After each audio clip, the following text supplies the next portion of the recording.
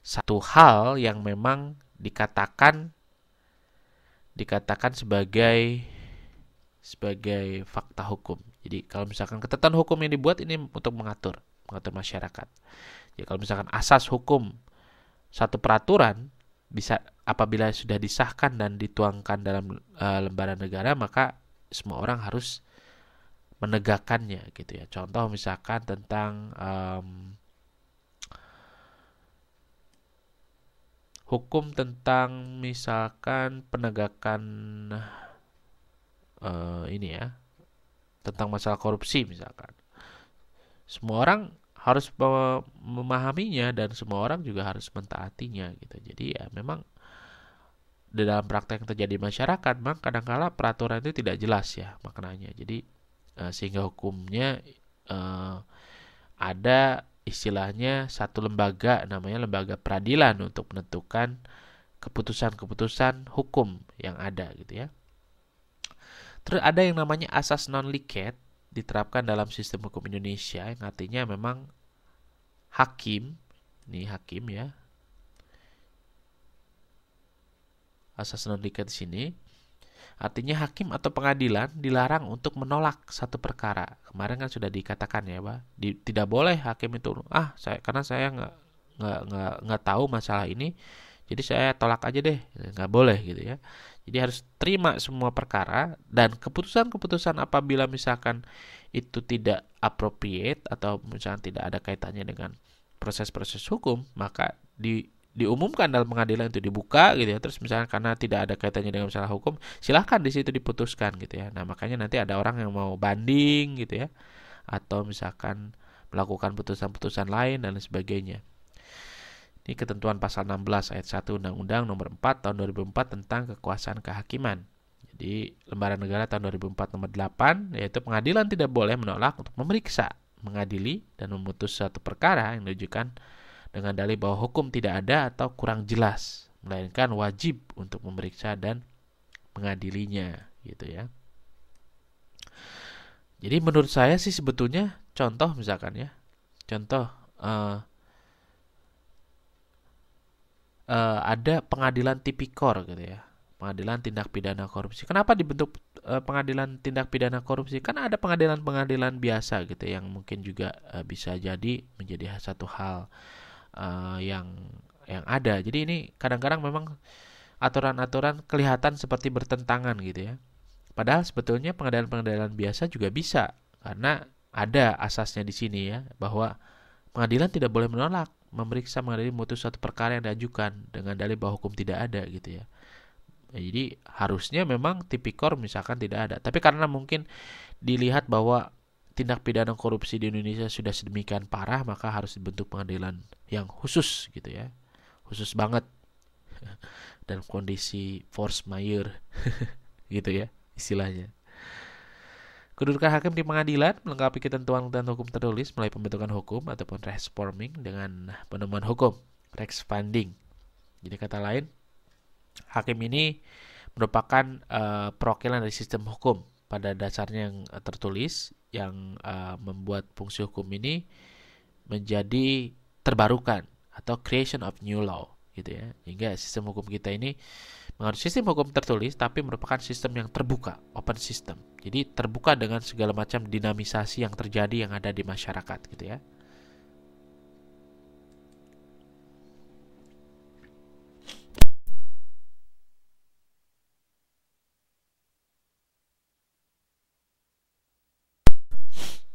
Oke. Selanjutnya fungsi menemukan dan mengembangkan hukum oleh hakim dilakukan dalam rangka mengisi kekosongan hukum.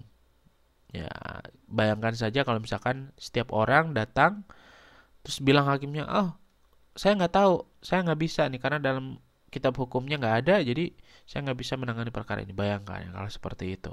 Jadi tidak ada namanya sandaran-sandaran hukum yang ada di Indonesia. Jadi bisa terjadi kekacauan juga. Orang akan bilang bahwa di mana rasa keadilan gitu ya. Dan pembentukan hukum dilakukan oleh hakim apabila belum ada aturan hukumnya. Dengan kata lain, memang hakim membuat sendiri hukum melalui metode konstruksi dan penghalusan hukum. Jadi yang ada kaitannya dengan itu diambil gitu ya. Karena proses pengadilan pun tidak tidak sebentar ya, kadang-kadang ada yang 1 kali, 2 kali, 3 kali, 4 kali, tergantung dari proses hukum yang terjadi gitu. Jadi hakim akan melakukan pembelajaran dan rekonstruksi terhadap aturan-aturan yang terkait dengannya. Ada satu interpretasi. Jadi ada keputusan berdasarkan hukum-hukum yang berlaku. Ya, jadi meskipun tidak ada yang plek jiplek istilahnya ataupun sama gitu persis, tapi mungkin ada yang terkait dengan itu gitu ya. Jadi bisa diterapkan dalam perkara yang sedang ditanganinya ya. Selanjutnya, pembentukan hukum dilakukan oleh hakim apabila belum ada aturan hukum. Jadi, kalau misalkan penghalusan itu sudah jelas, jadi kalau misalkan hakim usaha interpretasi itu juga sudah jelas. Jadi, kalau misalkan dalam konstruksinya, contoh bisa kita katakan interpretasi itu apa sih? Jadi, interpretasi ini kita bisa lihat bahwa interpretasi adalah usaha hukum yang bisa menafsirkan gitu ya. Jadi ada yang pertama, ada yang namanya interpretasi gramatikal, ada yang kedua interpretasi sejarah, ada interpretasi sistematis, bukan sistematis ini tapi sistematis ya, pakai S, sistematis. Ya, hakim itu sebetulnya kan seperti itu gitu ya. Hakim itu wakil kita di dunia, wakil Tuhan katanya di dunia gitu ya, karena mencari keadilan. Itu ada satu peribahasa, makanya jadi hakim itu harus jadi hakim yang adil gitu ya. Makanya juga kalau dalam hukum-hukum agama itu ada yang bilang bahwa yang pertama akan dihitung atau diukur gitu ya setelah dia meninggal gitu adalah hakim gitu ya. Apa yang sudah diputuskan dia di dunia, makanya berat sekali ya tugas seorang hakim itu. Ada interpretasi sosiologis, ada teleologis, juga ada otentik, ada praise and meson. Mari kita lihat satu persatu ya. Interpretasi gramatikal. Jadi ketentuan atau kaidah diartikan oleh masyarakat sebagai bahasa yang sehari-hari. Misalkan arti kendaraan. Kendaraan artinya apa sih?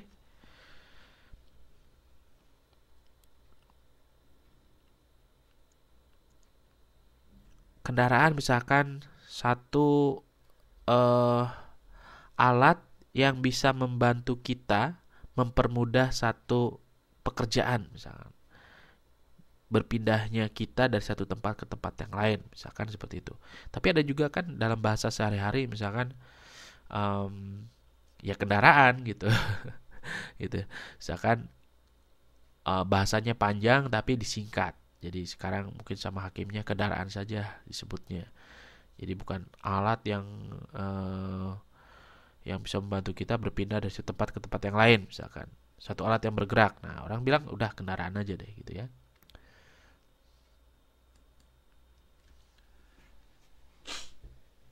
Terus juga ada yang namanya interpretasi sejarah ya. Jadi interpretasi sejarah ini bahwa bisa diartikan dengan menafsirkan suatu ketentuan hukum dengan alasan terbentuknya suatu undang-undang tersebut gitu ya. Sejarahnya zaman dulu kayak apa sih gitu ya. Terus juga apakah hakim juga berwenang memutuskan hukuman? Ya karena memang dia wewenangnya itu memutuskan hukuman gitu ya. Jadi, karena di Indonesia ini tidak menganut sistem juri gitu ya. Juror system. Kalau misalkan sistem di Amerika atau mungkin juga di beberapa negara yang lain itu ada sistem penjurian, jadi ada juri gitu. Juri itu bagaimana hakim ini mendapatkan masukan dari masyarakat yang diambil secara acak dan capable untuk memutuskan gitu ya. Jadi juri akan memberikan pandangan bahwa bersalah atau tidaknya si terdakwa tersebut. Tapi kalau di Indonesia memang ada yang namanya sistem pengacara, pembela gitu ya. Ada penuntut, jaksa. Nanti hakim akan memutuskan berdasarkan bukti-bukti ataupun novum yang ada dalam persidangan tersebut. Yang didasarkan juga dari berita acara hukum pidana atau hukum perdata gitu ya. Nah, selanjutnya ada juga yang namanya interpretasi sistematis. Sistematis menafsirkan beberapa ketentuan hukum yang mengatur tentang hal yang sama, misal dalam menafsirkan cakap hukum. Harus dilakukan penafsiran ya, sistematis, misalkan ketentuan antara undang-undang pidana, undang-undang 13 tahun 2003 dan lain sebagainya gitu ya. Terus juga ada interpretasi sosiologis, yaitu suatu interpretasi yang menghubungkan sebab akibat faktor-faktor yang ada dalam masyarakat, gitu ya. Jadi dalam masyarakat itu ada faktor-faktor yang memang bisa dijadikan semacam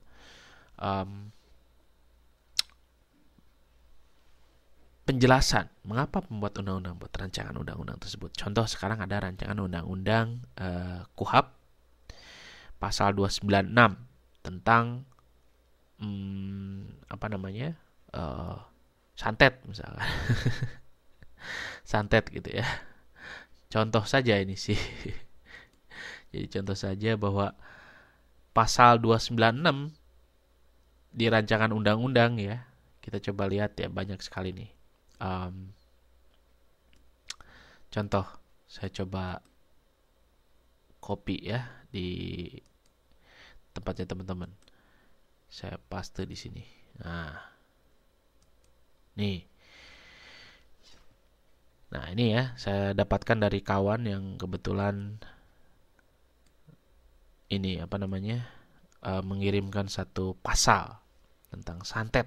Jadi atau hal yang kaitannya dengan yang berbau-bau magic gitu ya. Jadi hakim itu memang berwenang memutuskan putusan setelah sebelumnya mendengarkan dakwaan, tuntutan dari jaksa dan pembelaan gitu. Baru dia bisa memutuskan. Nggak bisa langsung memutuskan. Oh putus gitu. Nggak. Karena dia akan berdasarkan bukti-bukti yang ada gitu ya. Nah, pasal 296 RUU KUHP menyatakan setiap orang yang menyatakan dirinya mempunyai kekuatan gaib, memberitahukan, memberikan harapan, menawarkan, dan memberitahukan bantuan jasa kepada orang lain, bahwa karena perbuatannya itu dapat menimbulkan penyakit. Nah, sebentar, saya tambahkan lagi ya. Wah, ini tidak bisa semua nih. Sebentar. Menimbulkan penyakit, terus tambahannya ini.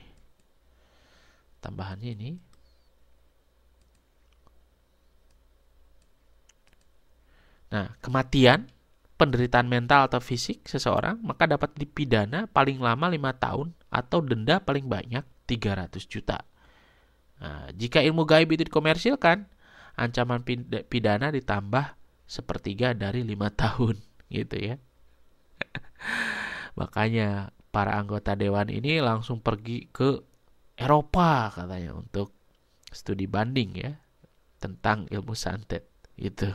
Padahal di Indonesia masih banyak ya. Di Banten, di mana gitu, ilmu santet tuh banyak. Orang bule aja udah belajar ilmu-ilmu gaib ke Indonesia, yang ngapain kita ke Eropa gitu ya. Oke lah, itu bagian dari sistem ya. Nah, ini akan jadi hati-hati juga nih teman-teman kalau misalkan ada juga kumpul kebo dan lain sebagainya, itu nanti akan diatur dalam KUHP gitu ya. Jadi bisa dituntut secara hukum gitu ya. Yang menyantet orang dituntut juga nih, ada dari KUHP ya. Ini sebetulnya sudah ada di zaman peninggalan Belanda ya, cuman entah kenapa ini ada sedikit perubahan ya. Jadi mengancam profesi dukun ini. Jadi hati-hati ya. Menurut saya sih memang apakah perlu ya hal yang bersifat magic misalkan atau misalkan yang supranatural dan yang lain sebagainya itu diatur dalam hukum. Yang diatur dalam hukum adalah niatan orang untuk mencelakakan orang lain ataupun niatan orang untuk mengganggu hak-hak dan kewajiban orang. Itu yang diatur, bukan fokus ke masalah magicnya gitu ya. Jadi jangan salah kaprah. Jadi jangan salah kaprah fokus ke masalah-masalah yang berbau supranaturalnya ya. Tapi kita lihat dalam fokus dalam satu permasalahan yang dikaitkan dengan gangguan orang tersebut ke orang yang lain gitu. Artinya bagaimana kan tujuan hukum adalah bagaimana menciptakan satu keteraturan gitu ya. Bagaimana hak-hak orang lain tidak mengganggu hak yang lainnya juga gitu ya. Bisakah seorang hakim menarik kembali keputusan yang telah dijatuhkan? Seorang hakim gitu ya, setelah memutuskan, itu ada yang namanya prosesnya. Ketika misalkan seorang terdakwa tidak menerima putusan hakim, dia bisa mengajukan banding gitu ya. Banding, terus pikir-pikir, itu bisa. Nah, pikir-pikir, banding, atau menerima gitu ya. Jadi kalau misalkan banding, dia akan banding ke pengadilan yang di atasnya. Contoh pengadilan negeri, misalkan tingkat kabupaten gitu ya. Terus dia akan naik ke pengadilan tingkat provinsi misalkan. Terus nanti akan dia naik ke Mahkamah Agung. Nah, dari Mahkamah Agung misalkan kalau ada kaitannya dengan ke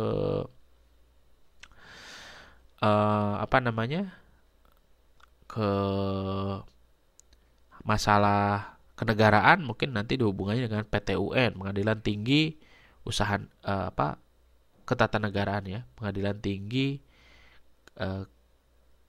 Ketatanegaraan, jadi PT-UN. Itu nanti juga ada yang namanya mungkin juga bisa masuk ke, kalau ada kaitannya dengan hubungannya dengan undang-undang atau mungkin juga beberapa kaitannya dengan pelaksanaan undang-undang tersebut, itu nanti bisa naik juga ke KY ya, Mahkamah Konstitusi. Maaf, jadi Mahkamah Konstitusi bukan KY, tapi Mahkamah Konstitusi. Jadi konstitusi itu aturan-aturan. Kalau misalkan masalahnya kaitannya dengan undang-undang gitu ya, ya masuk saja Mahkamah Konstitusi. Tapi ada juga yang bisa langsung mengajukan ke Mahkamah Konstitusi langsung ya.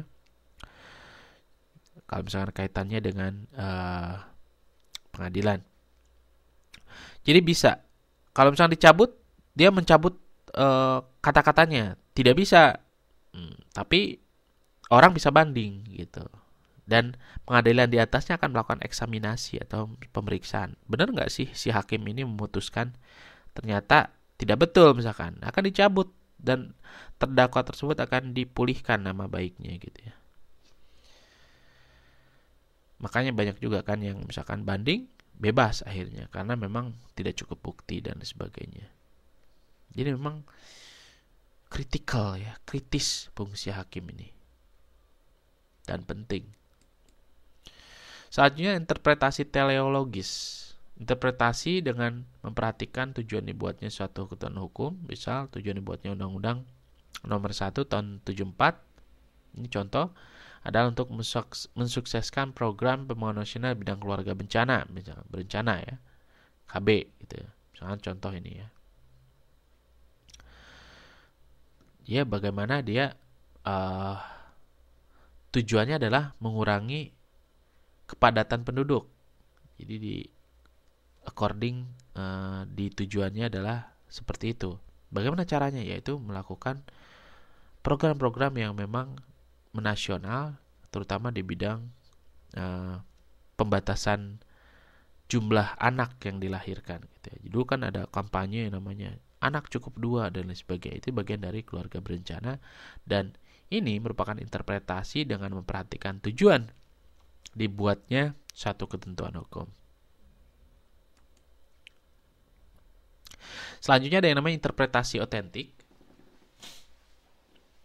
Jadi yaitu suatu interpretasi yang memang diberikan oleh undang-undang itu sendiri. Jadi biasanya ditempatkan dalam ketentuan pasal 1 gitu ya. Jadi interpretasi otentik misalkan. Contoh misalkan apakah biasanya kaitannya dengan apakah hukum itu, jadi aturan itu hukum apa. Misalkan tentang keluarga berencana tadi akan menjelaskan tentang biasanya pasal 1. Misalkan nama peraturan itu adalah peraturan tentang keluarga berencana. Keluarga berencana adalah bla bla bla bla bla. Keluarga adalah bla. Jadi mereka akan menentukan dasar atau basic dalam ketentuan-ketentuan dalam undang-undang itu sendiri. Jadi interpretasi paling mendasar gitu ya. Terus ada Fraser-Mason. Fraser-Mason itu adalah keleluasaan interpretasi oleh hakim. Jadi tafsiran otentik dirasa kurang memberikan keyakinan pada hakim, maka hakim dengan keyakinan sendiri bisa menafsirkan ketentuan hukum memperhatikan pendapat dari saksi ahli, perkembangan masyarakat, serta juga hak kebebasan hakim untuk menerapkan undang-undang sesuai dengan pandangan keyakinannya. Disebut phrase affirmation ataupun phrase affirmation ya. Jadi itu kekuasaan hakim atau berdasarkan interpretasi. Nah, terus tadi sempat diungkapkan apakah metode konstruksi itu, nah ketika hakim memutuskan satu keputusan bahwa ada ketentuan hukum, misalkan yang belum ada gitu ya, terus juga belum bisa dilakukan. Nah, berdasarkan asas non-liket, hakim tidak boleh menolak perkara yang tidak ada aturannya gitu ya. Jadi ini tidak ada. Oke, tidak ada.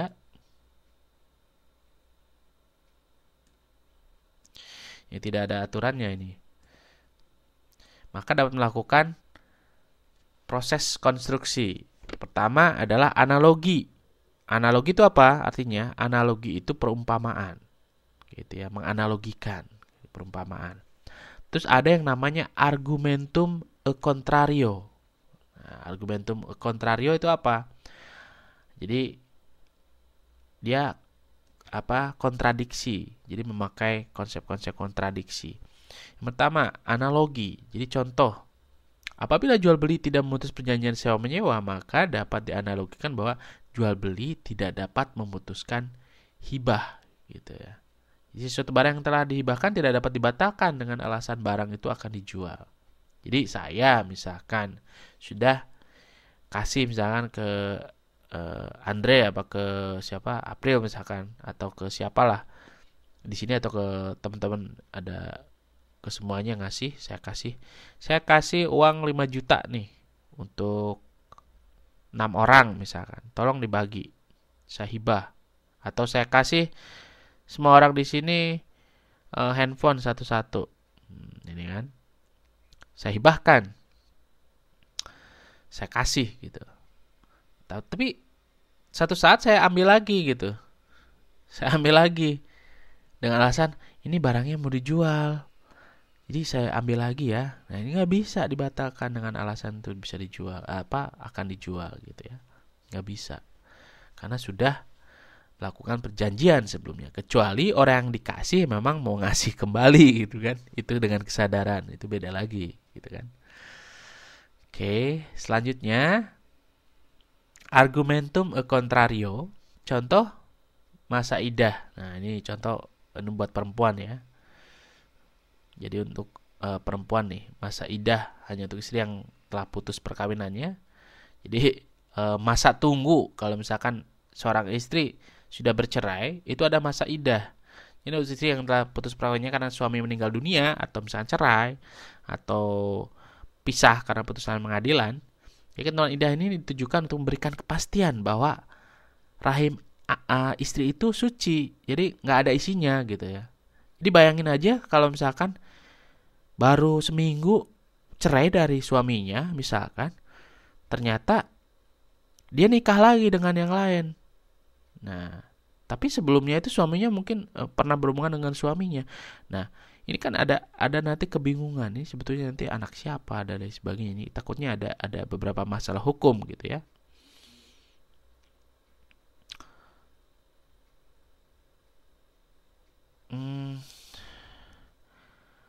Dalam hubungan pekerja dan majikan ada kasus hukumnya dalam kerja dan penggajian. Maksudnya apa nih?